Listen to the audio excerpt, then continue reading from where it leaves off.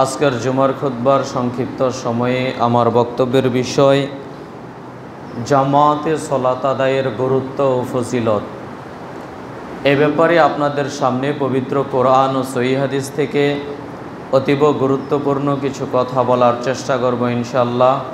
আমা তৌফিকে ইল্লা বিল্লাহ, আলাইহি তাওয়াক্কালতু ওয়া ইলাইহি উনীব। জামাতে সালাত আদায়ের গুরুত্ব ও ফজিলত এ ব্যাপারে আপনাদের সামনে অতীব সংক্ষিপ্ত সময়ে পবিত্র কোরআন ও হাদিস থেকে কিছু গুরুত্বপূর্ণ কথা বলার চেষ্টা করব ইনশাআল্লাহ। আলোচনার এক পর্যায়ে মসজিদের কমিটি এ ব্যাপারে আপনাদের সামনে কিছু কথা থাকবে ইনশাআল্লাহ। আমরা বলছিলাম মসজিদে এসে জামাতের সহিত সালাত আদায়ের গুরুত্ব। এ ব্যাপারে অসংখ্য আয়াত, অসংখ্য হাদিস রয়েছে যে মসজিদে এসে জামাতে সালাত আদায়ের কত গুরুত্ব রয়েছে। আমরা আপনাদের সামনে ধাপে ধাপে কিছু পয়েন্ট উল্লেখ করলে আপনারা বিষয়টি সহজেই উপলব্ধি করতে পারবেন যে জামাতে সালাত আদায়ের যে ইসলামে কত গুরুত্ব দিয়েছে। আসলে আমরা যথাযথভাবে এর গুরুত্ব জানাও না বোঝার কারণেই আমরা হয়তোবা এর গুরুত্ব দেওয়ার চেষ্টা করি না। মসজিদে এসে সালাত আদায় করলে কত বেনিফিট, কত মর্যাদা বেশি পাবো আপনি আমি হয়তোবা যেরকমভাবে আদায় করা উচিত, যতটা গুরুত্ব ইসলাম দিয়েছে অনুরূপ অতটা গুরুত্ব আপনি আমি উপলব্ধিও করতে পারি না, তাই মানার চেষ্টাও করি না। আসলে মসজিদে এসে জামাতে সালাত আদায়ের ইসলাম অনেক অনেক গুরুত্ব দিয়েছে। যেমন আল্লাহ সুবহানাহু ওয়া তাআলা পবিত্র কোরআন মাজিদের সূরা বাকারার 43 নম্বর আয়াতে আল্লাহ সুবহানাহু ওয়া তাআলা বলছেন, ওয়া আকিমুস সালাত, পৃথিবীর মানুষ তোমরা সালাত আদায় করো, ওয়া আতুজ যাকাত, তোমরা যাকাত প্রদান করো, ওয়ারকাউ মা'আর রাকিন, এবং রুকুকারীদের সাথে রুকু করো। অর্থাৎ অত্র আয়াতে আল্লাহ সুবহানাহু ওয়া তাআলা যেটা মূলত বলতে চাচ্ছেন সেটা হচ্ছে পৃথিবীর মানুষকে লক্ষ্য করে আল্লাহ তাআলা বলছেন, পৃথিবীর মানুষ তোমরা সালাত আদায় করো, যাকাত প্রদান করো, ওয়ারকাউ মা'আর রাকিন, রুকুকারীদের সাথে রুকু করো। অর্থাৎ জামাতের সহিত এসে সালাত আদায় করো, রুকুকারীদের সাথে রুকু করো। কথার অর্থই হলো তোমরা যারা মসজিদে মানুষ একত্ববদ্ধ হয়ে জামাতের সহিত যারা সালাত আদায় করছে তাদের সাথে জামাতে সালাত আদায় করো, রুকুকারীদের সাথে রুকু করো। দেখেন, সরাসরি আল্লাহর নির্দেশ যে তোমাদের উচিত, তোমাদের কর্তব্য হচ্ছে তোমরা যেন রুকুকারীদের সাথে রুকু করো, অর্থাৎ জামাতের সহিত সালাত আদায় করো। সম্মানিত জুমা সালাতের মুসল্লিবৃন্দ, দেখেন তো আল্লাহর এই হুকুম আপনি আমি কি পালন করার চেষ্টা করি কিনা? না, আল্লাহর এই হুকুম আপনি আমি পালন করার চেষ্টা করি না। হয়তোবা অনেক মানুষই আছি যে আমরা সালাত আদায় করি ঠিক, কিন্তু মসজিদে এসে জামাতের সহিত সালাত আদায় করি না। তাই তো মসজিদে ফজরের সময় 2-3 জন, জোহরের সময় 4-5 জন, আসরের সময় এরকমই 4-5 জন, মাগরিবের সময় 8-10 জন, মানে ব্যাপারটা এরকমই। কিন্তু জুমার সালাতে আমরা ঠিকই সারিবদ্ধভাবে মসজিদ পরিপূর্ণ হয়ে যাচ্ছি। সম্মানিত জুমা সালাতের মুসল্লিবৃন্দ, এই বিষয়গুলো আপনাকে আমাকে উপলব্ধি করতে হবে। ইসলাম কত গুরুত্ব দিয়েছে আমি আপনাদের এখানে নোট করে এনেছি। জানি না কতটুকু আপনাদের সামনে বলতে পারবো, তবে আমি যেন পয়েন্ট টু পয়েন্ট আপনাকে বলতে পারি, এজন্য আপনারাও একটু মনোযোগ সহকারে জানা ও বোঝার চেষ্টা করেন। আমি সম্ভবপর আপনাকে আমি একটু বোঝানোর চেষ্টা করব জামাতে সালাত আদায়ের কত গুরুত্ব ইসলাম দিয়েছে আর আপনি আমি কতটা দিচ্ছি, আর ইসলাম কতটুকু দিয়েছে। এ ব্যাপারে আল্লাহ সুবহানাহু ওয়া তাআলা পবিত্র কোরআন মাজিদের সূরা নিসার 102 নম্বর আয়াতে আল্লাহ সুবহানাহু ওয়া তাআলা কত কঠিন হুঁশিয়ারি করে বলে দিয়েছেন, আপনি শুনলে আশ্চর্য হয়ে যাবেন। আল্লাহ সুবহানাহু ওয়া তাআলা আমাদের নবী মুহাম্মদ সাল্লাল্লাহু আলাইহি সাল্লামকে লক্ষ্য করে বলছেন, হে নবী মুহাম্মদ সাল্লাল্লাহু আলাইহি সাল্লাম, আপনি যখন যুদ্ধের ময়দানে থাকেন তখন আপনি যুদ্ধের ময়দানে যে সমস্ত সাহাবায়ে কেরাম থাকে তাদের মধ্য থেকে কিছু সংখ্যক মানুষ যেন আপনার সাথে জামাতে শামিল হয়। আপনি ভাবতে পারেন যুদ্ধের ময়দানেও আল্লাহ সুবহানাহু ওয়া তাআলা নির্দেশ প্রদান করছেন, হে নবী মুহাম্মদ সাল্লাল্লাহু আলাইহি সাল্লাম যুদ্ধের ময়দানে আছেন, এই মুহূর্তেও কিছু সংখ্যক মানুষ যেন জামাতে দাঁড়িয়ে যায় সলাত আদায়ের জন্য, আর কিছু মানুষ যেন পাহারা দেয়, আবার তারা সলাত আদায়ের সময় তারা যেন পাহারা দেয়। আপনি ভাবতে পারেন বিষয়টা কত কঠিন মুহূর্তে, কত কঠিন সময়ে আল্লাহ সুবহানাহু ওয়া তাআলা নির্দেশ প্রদান করছেন আমাদের নবী মুহাম্মদ সাল্লাল্লাহু আলাইহি সাল্লামকে যে উম্মতের মানুষ যেন জামাতের সহিত সলাত আদায় করে। ভাই, আপনি আমি জামাতের গুরুত্ব দেওয়ার চেষ্টা করি। মসজিদে এসে যে জামাতের সহিত সলাত আদায় করতে হবে, করার কত গুরুত্ব রয়েছে, এই গুরুত্বটা কি আপনি আমি সত্যই দেওয়ার চেষ্টা করি? আমরা অনুরোধ জানাবো মসজিদে এসে জামাতের সহিত সলাত আদায়ের চেষ্টা করবেন। এ ব্যাপারে ইসলাম আপনাকে আমাকে অনেক তাগিদ দিয়েছে, অনেক গুরুত্ব দিয়েছে। আপনি দেখেন এ ব্যাপারে আল্লাহ সুবহানাহু ওয়া তাআলা সূরা মুদ্দাসসিরের 42-43 নম্বর আয়াতে আল্লাহ সুবহানাহু ওয়া তাআলা বলছেন, ইয়াউমা ইয়াকশাফু আন সাক ওয়া ইয়াদউনা ইলা সুজুদি ফালা ইস্তাতিউন। আল্লাহ সুবহানাহু ওয়া তাআলা বলছেন কিয়ামতের দিন আল্লাহ সুবহানাহু ওয়া তাআলা তার পাখানাকে উন্মুক্ত করে দিবেন, তার পাখানাকে উন্মুক্ত করে দিবেন। কিয়ামতের মাঠে যত মানুষ উপস্থিত হয়েছে সমস্ত মানুষের সামনে আল্লাহ সুবহানাহু ওয়া তাআলা তার পাখানাকে উন্মুক্ত করে দিয়ে বলবেন, হে আমার বান্দারা, যারা তোমরা দুনিয়াতে আমাকে না দেখে সেজদা করেছ, আজকে কিয়ামতের মাঠে আমি আহ্বান জানাচ্ছি তোমাদেরকে, তোমরা আজকে আমাকে দেখে দেখে সেজদা করো। এ হলো কিয়ামতের মাঠের অবস্থা। তখন সব মানুষ আল্লাহ সুবহানাহু ওয়া তাআলাকে ওই মুহূর্তে সেজদা করতে চাইবে, কিন্তু আল্লাহ সুবহানাহু ওয়া তাআলা আয়াতের মধ্যে বলে দিচ্ছেন তারা সেজদা করতে পারবে না। এক শ্রেণীর মানুষের পিঠ কাঠের মতো সোজা হয়ে থাকবে, কাঠ যেরকম সোজা হয়ে দাঁড়িয়ে আছে, এটা যেমন অতিরিক্ত বাঁকা করতে চাইলেও আপনি করতে পারবেন না, আর যদি বেশি জোরাজুরি করতে চান এটা ভেঙে যাবে না। আল্লাহ সুবহানাহু ওয়া তাআলা এমনটা বলছেন, মানুষের পিঠ হয়ে যাবে সেই দিন ওই দিনের মতো। মানুষ আল্লাহকে সেজদা করতে চাইবে কিন্তু আল্লাহকে যথাযথভাবে সেজদা করতে পারবে না। তারা কারা সেজদা করতে পারবে না, তার ব্যাখ্যায় কয়েক শ্রেণীর মানুষের কথা এসেছে।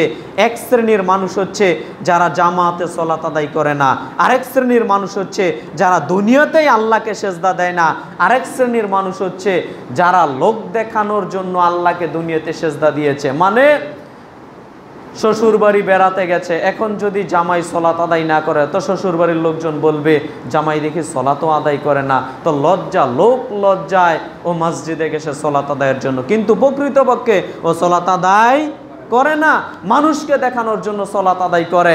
এই শ্রেণীর মানুষগুলোর পিঠ কিয়ামতের দিন কাঠের মতো সোজা হয়ে থাকবে, তাদের পিঠও কাঠের মতো সোজা হয়ে থাকবে যারা দুনিয়াতে আল্লাহকে সেজদা দেয়নি। আরে ভাই, দুনিয়াতে আপনি আল্লাহকে সেজদা দেন না, আর কিয়ামতের মাঠে আল্লাহ পা উন্মুক্ত করে দিলেন, আর আপনি আল্লাহকে সেজদা দিতে পারবেন এত সহজ মনে করেছেন? অতএব সম্মানিত জুমা সালাতের মুসল্লিবৃন্দ, আমরা আপনাদের সামনে এই আয়াতগুলো পেশ করে যে কথাটা মূলত বলতে চাচ্ছি, আপনাকে আমাকে অবশ্যই ভাই সলাত আদায় করতে হবে, এবং সলাত আদায় করার জন্য মসজিদে গিয়ে জামাতের সহিত সলাত আদায় করতে হবে। সম্মানিত দ্বীনি মুসলিম ভাই বোন, যদি আপনি জামাতের সহিত সলাত আদায় করেন তাহলে অনেক মর্যাদা, অনেক ফজিলত, যা আমি ধাপে ধাপে আপনাদের সামনে বলার চেষ্টা করব ইনশাল্লাহ। তবে কোরআন মাজিদের আয়াত থেকে আপনাকে আমি এতটুকু বোঝানোর চেষ্টা করছি, জামাতে সলাত আদায়ের গুরুত্ব আল্লাহ সুবহানাহু ওয়া তাআলা অসংখ্য জায়গায় দিয়েছেন। জামাতে সলাত আদায়ের ব্যাপারে ভয়ঙ্কর হাদিস হয়তো অনেকের জানা আছে, অনেকের জানা নাও থাকতে পারে। আবু হুরায়রা রাদিয়াল্লাহু তাআলা আনহু বলেন, রাসূল সাল্লাল্লাহু আলাইহি সাল্লাম বলেছেন, আল্লাহর নবী মুহাম্মদ সাল্লাল্লাহু আলাইহি সাল্লাম বলেন, ওয়াল্লাযী নাফসি মুহাম্মাদিন বিয়াদিহি, ওই সত্তার কসম করে বলছি যার হাতে মুহাম্মদের আত্মা রয়েছে, যার হাতে মুহাম্মদের আত্মা রয়েছে, ওই সত্তার কসম করে বলছি আমি নবী মুহাম্মদ সাল্লাল্লাহু আলাইহি সাল্লাম, আমার স্বাদ জাগে, আমার ইচ্ছা জাগে, আমি একজনকে বলি আজান দেওয়ার জন্য, তো আজান হয়ে গেলে এরপরে আমি জামাতের যখন সময় হয়ে যাবে তখন আমি যারা মসজিদে এসেছে জামাতে সলাত আদায় করার জন্য তাদেরকে একজনকে আমি ইমামতির স্থানে দাঁড় করিয়ে দিয়ে আমি নবী মুহাম্মদ সাল্লাল্লাহু আলাইহি সাল্লাম ওই সমস্ত লোকদের বাড়িতে অবস্থান করি, ওই সমস্ত লোকদের বাড়িতে চলে যাই যারা মসজিদে জামাত চলছে, এরপরও তারা বাড়িতে অবস্থান করছে। আমার বড় ইচ্ছা জাগে তাদের বাড়িঘর ওই সময়ে আমি বড় জ্বালিয়ে দিতে, আমার বড় স্বাদ জাগে। আপনাকে এইসব হাদিসের মর্ম কথা আপনাকে আমি কি বাক্য বলে বুঝাতে পারি? ভাই, আমাদের নবী মুহাম্মদ সাল্লাল্লাহু আলাইহি সাল্লাম কত দয়াল নবী। আমাদের নবী মুহাম্মদ সাল্লাল্লাহু আলাইহি সাল্লামের চেয়ে দয়ালু মহামানব আর কেউ ভাই থাকতে পারে? তার চেয়ে দয়ালু পৃথিবীতে আর কেউ থাকতে পারে? তার চেয়ে ইহসানকারী পৃথিবীতে তো আর দ্বিতীয় কোনো ব্যক্তি হতে পারে না। ওই নবী মুহাম্মদ সাল্লাল্লাহু আলাইহি সাল্লাম দেখেন কি বাক্য ইউজ করলেন। আমার মনে স্বাদ জাগে, আমার মনে ইচ্ছা হয় যে আমি একজনকে ইমামতির স্থানে রেখে দেই আর ওই সমস্ত লোকদের বাড়িতে চলে যাই যারা মসজিদে জামাত চলছে, এরপরও তারা বাড়িতে অবস্থান করছে, তাদের বাড়িঘর আমি জ্বালিয়ে দিতে আমার মনে বড় স্বাদ জাগে। আপনি ভাবতে পারেন এই কথার ওজন কত? আপনি একটু উপলব্ধি করেন তো ভাই। সম্মানিত দ্বীনি মুসলিম ভাই ও বোন, অতএব বিষয়গুলো ভাই আমলে নেওয়ার চেষ্টা করবেন, বিষয়গুলো নিজের জীবনের সাথে বাস্তবতার সহিত মিলানোর চেষ্টা করবেন। জামাতে সালাত আদায়ের কত গুরুত্ব দিয়েছেন নবী সাল্লাল্লাহু আলাইহি সাল্লাম। আপনি বাড়িতে বসে আছেন, নবী সাল্লাল্লাহু আলাইহি সাল্লাম বলছেন যে আমার স্বাদ জাগে আপনার বাড়িঘর আমি আগুন দিয়ে জ্বালিয়ে দিই। অতএব সম্মানিত দ্বীনি মুসলিম ভাই ও বোন, আপনাদেরকে আমরা অনুরোধ জানাবো মসজিদে এসে জামাতের সহিত সালাত আদায়ের চেষ্টা করেন। এর ইসলামে বড় গুরুত্ব দিয়েছে। আল্লাহ সুবহানাহু ওয়া তাআলাকে বলি আমরা যেন সত্যিকার অর্থে মসজিদে গিয়ে জামাতের সহিত সালাত আদায় করতে পারি। আল্লাহ আমাদের সেই তৌফিক দান করুক, আল্লাহুম্মা আমিন। আব্দুল্লাহ ইবনে উম্মি মাকতুম রাদিয়াল্লাহু তাআলা আনহু বলেন, আমি রাসূল সাল্লাল্লাহু আলাইহি সাল্লামকে একদা গিয়ে জিজ্ঞাসা করলাম। আব্দুল্লাহ ইবনে উম্মে মাকতুম ছিলেন অন্ধ সাহাবী, তিনি আজান দিতেন, তিনি ছিলেন মুয়াজ্জিন। বেলাল রাদিয়াল্লাহু তাআলা আনহু যেমন রাসূলের একজন মুয়াজ্জিন ছিলেন, আব্দুল্লাহ ইবনে উম্মে মাকতুম রাদিয়াল্লাহু তাআলা আনহু ছিলেন রাসূলের একজন মুয়াজ্জিন। তো আব্দুল্লাহ ইবনে উম্মে মাকতুম রাদিয়াল্লাহু তাআলা আনহু বলেন, আমি রাসূল সাল্লাল্লাহু আলাইহি সাল্লামকে জিজ্ঞাসা করলাম, আল্লাহর নবী, আমি তো অন্ধ ব্যক্তি, আমি তো মসজিদে এসে সালাত আদায় করতে আমার বড় কষ্ট হয়। আল্লাহর নবী, আপনি কি আমাকে অনুমতি দিবেন আমি যেন বাড়িতে সালাত আদায় করতে পারি? কেননা আল্লাহর নবী, আমাকে মসজিদে আনার মতো, মসজিদ থেকে নেওয়ার জন্য এমন কোনো লোক আমার নেই। আল্লাহর নবী, আপনি কি আমাকে অনুমতি দিবেন আমি যেন মসজিদে না এসে বাড়িতে একা একা সালাত আদায় করতে পারি? আপনি কি আমাকে অনুমতি দিবেন? আল্লাহর নবী মুহাম্মদ সাল্লাল্লাহু আলাইহি সাল্লাম চুপ করে থাকলেন। কিছুক্ষণ পরে রাসূল সাল্লাল্লাহু আলাইহি সাল্লামের নিকট ওহী যখন আসলো, রাসূল সাল্লাল্লাহু আলাইহি সাল্লাম আব্দুল্লাহ ইবনে উম্মে মাকতুমকে বলছেন, তুমি কি আজান শুনতে পাও? তখন তিনি বলছেন, জি নাম আল্লাহর নবী, আমি আজান শুনতে পাই। তখন রাসূল সাল্লাল্লাহু আলাইহি সাল্লাম জবাবে বলছেন, শোনো, তুমি যেহেতু আজান শুনতে পাও এজন্য তোমাকে আমি অনুমতি দিতে পারছি না। তুমি যেহেতু আজান শুনতে পাও এজন্য তোমাকে আমি অনুমতি দিতে পারছি না তুমি বাড়িতে সালাত আদায় করো একা একা। বরং যেহেতু আজান শুনতে পাও এজন্য তোমাকেও মসজিদে এসে সালাত আদায় করতে হবে। এটাই হচ্ছে আল্লাহর বিধান। সম্মানিত দ্বীনি মুসলিম ভাই ও বোন, আপনি আমি কি অন্ধ? না, আপনার আমার দুটি চক্ষু দিয়েছে, কত নিয়ামত। আপনি আমি অন্ধ নই, দুটো চক্ষু আছে। এরপরে অন্ধ ব্যক্তিকেও আল্লাহর নবী মুহাম্মদ সাল্লাল্লাহু আলাইহি সাল্লাম ওই ইখতিয়ার দিলেন না, ওই অনুমতি দিলেন না, যাও তুমি যেহেতু অন্ধ ব্যক্তি, তুমি যেহেতু আমার নিকট অনুমতি চাচ্ছ, তোমাকে আমি অনুমতি দিয়ে দিলাম। আল্লাহর নবী মুহাম্মদ সাল্লাল্লাহু আলাইহি সাল্লাম অন্ধ ব্যক্তিকেও, অন্ধ সাহাবীকেও এই অনুমতি দিচ্ছেন না তুমি বাড়িতে একা একা সালাত আদায় করো, বরং যেহেতু আজান শুনতে পাও তোমাকেও মসজিদে এসে সালাত আদায় করতে হবে। সম্মানিত দ্বীনি মুসলিম ভাই ও বোন, আপনাকে আমি কি বাক্য বলে বুঝাতে পারবো? অন্ধ ব্যক্তিকেও আল্লাহর নবী ছাড় দিলেন না, আপনাকে আমাকে কি ছাড় দিয়েছেন? না, কোশ্চিনকালেও ছাড় দেননি। কিন্তু কেন আপনি আমি বাড়িতে সালাত আদায় করি বলেন? কেন বাড়িতে সালাত আদায় করি একা একা? অর্থাৎ আল্লাহর নবী মুহাম্মদ সাল্লাল্লাহু আলাইহি সাল্লামের যে প্রকৃত বাণীগুলো, এই বাণীগুলো আপনি আমি ভাই যথাযথভাবে পালন করতে পারি না। যদি সত্যিকার অর্থে আপনি আমি এই কথাগুলো মানতে পারতাম, বুঝতে পারতাম, তাহলে ভাই কখনো আপনি আমি ভাই কশ্চিনকালেও আপনি আমি ভাই বাড়িতে সলাত আদায় করতাম না। অবশ্যই অবশ্যই আপনি আমি মসজিদে এসেই দেখতেন যে মসজিদে এসে নিয়মিত সলাত আদায় করতাম, কিন্তু সত্যিকার অর্থেই আপনি আমি মসজিদে এসে সলাত আদায়ের যে কি গুরুত্ব দিয়েছে ইসলাম, ওই গুরুত্ব আপনি আমি জানি না, বুঝি না এবং আমল করার চেষ্টাও করি না। অতএব আমাদের পক্ষ থেকে এই অনুরোধ থাকছে আমরা যেন মসজিদে এসে সলাত আদায়ের চেষ্টা করি। আল্লাহ তুমি আমাদের সেই তৌফিক দান করো, আল্লাহুম্মা আমিন। ইবনে আব্বাস রাদিয়াল্লাহু তাআলা আনহু বলেন, রাসূল সাল্লাল্লাহু আলাইহি ওয়াসাল্লাম বলেছেন, পৃথিবীর মানুষ শোনো, আল্লাহর নবী মুহাম্মদ সাল্লাল্লাহু আলাইহি ওয়াসাল্লাম বলছেন, আমি তোমাদের বলে দিচ্ছি শোনো, যারা মসজিদে আজান শুনতে পাও এবং এমনিতেই তোমরা বাড়িতে একা একা সালাত আদায় করো, তোমাদের সালাত ওজোর ব্যতীত আল্লাহর পক্ষ থেকে গ্রহণযোগ্যতায় আসবে না, আল্লাহ কবুল করবেন না। তখন রাসূল সাল্লাল্লাহু আলাইহি সাল্লামের সাহাবী জিজ্ঞাসা করলো, আল্লাহর নবী, তাহলে ওজোর কি আপনি বলেন, কি ওজোরের কারণে আমরা একা একা সালাত আদায় করব, বাড়িতে সালাত আদায় করব? রাসূল সাল্লাল্লাহু আলাইহি সাল্লাম ওজোরের কথা বলতে গিয়ে দুইটি কথা বললেন।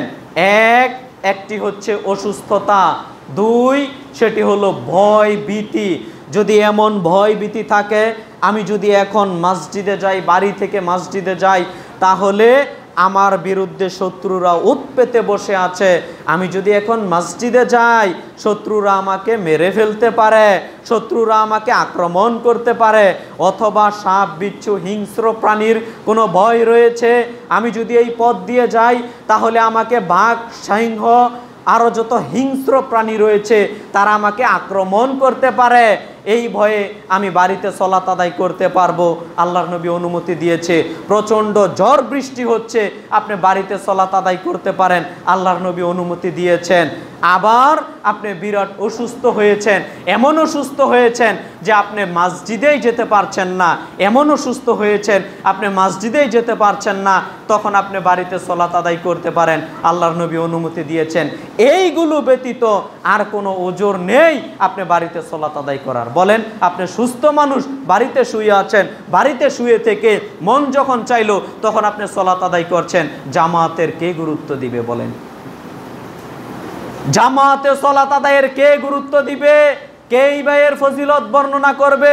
সম্মানিত দ্বীনি মুসলিম ভাই বোন, আমরা অনুরোধ জানাবো জামাতে সালাত আদায়ের চেষ্টা করবেন। জামাতে সালাত আদায়ের ব্যাপারে অনেক গুরুত্ব আপনার সামনে আমি পেশ করতে চাই। এবার কিছু ফজিলত আপনার সামনে আমি কিছু পেশ করি। জামাতে সালাত আদায়ের অনেক ফজিলত রয়েছে, একে তো গুরুত্ব আছে অত্যাধিক পরিমাণে যে জামাতে সালাত আদায় করতেই হবে, যুদ্ধের ময়দানে থাকলেও জামাতে সালাত আদায় করতে হবে। কখন সালাত আদায় করতে হবে? জামাতের সময় হয়ে গেলেই জামাতে সালাত আদায় করতে হবে। সম্মানিত দ্বীনি মুসলিম ভাই বোন, আউয়াল ওয়াক্তেই সালাত আদায় করতে হবে।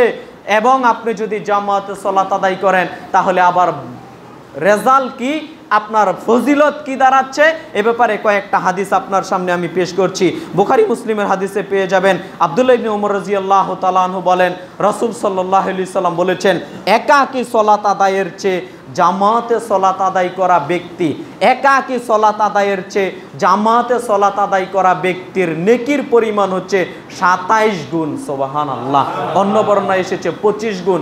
সম্মানিত দ্বীনি মুসলিম ভাই বোন, আপনি আমি কি ভাবতে পারি কখনো, মানে আপনি জোহরের সালাত একা একা আদায় করলেন, একা একা আদায় করলেন, যত নেকি অর্জন করলেন, এই সালাতটাই যদি আপনি 2-4 কদম এগিয়ে গিয়ে মসজিদে এসে জামাতে সালাত আদায় করতেন, তাহলে আপনি একা একা সালাত আদায় করে যত নেকি অর্জন করেছেন তার 27 গুণ বেশি নেকি অর্জন করতে পারতেন যদি জামাতে সালাত আদায় করেন। দুনিয়াবি ব্যাপারে ভাই আপনি আমি ভালো বুঝি, দুনিয়াবি ব্যাপারে আপনি আমি ভালো বুঝি। ব্যবসা করে একজন ব্যবসায়িক মানুষ, ও যদি মনে করে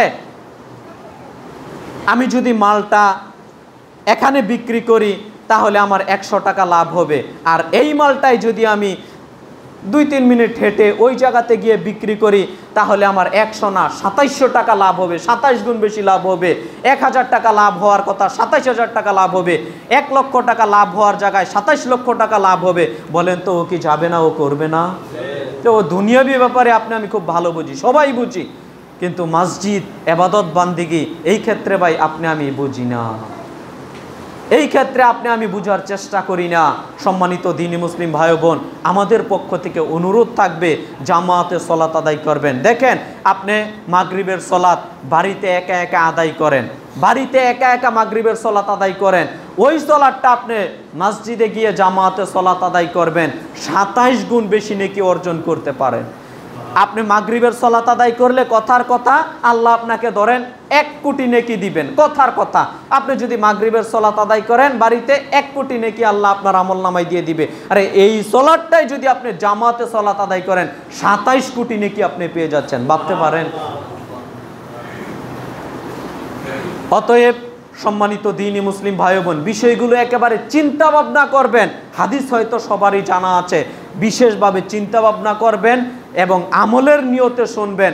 সম্মানিত দ্বীনি মুসলিম ভাই বোন, এতদিন যেই রকম নীতি থাকতো আপনার আমার, আমরা অনুরোধ করব এই আলোচনার পর আমরা যেন প্রত্যেকের নীতি থেকে সরে এসে আমরা যেন মুত্তাকি মুসল্লিদের মতো মসজিদে গিয়ে সলাত আদায় করতে পারি। রাজি আছি তো ইনশাআল্লাহ? আল্লাহ আমাদের তৌফিক দান করুক, আল্লাহুম্মা আমিন। সম্মানিত দ্বীনি মুসলিম ভাই বোন, এরপরে দেখেন আরো ফজিলত কত। বনু সালেমা রাদিয়াল্লাহু তাআলা আনহু, বনু সালেমা গোত্রের লোকেরা এসে আল্লাহর নবীকে একদা বলল, আল্লাহর নবী দেখেন, আল্লাহর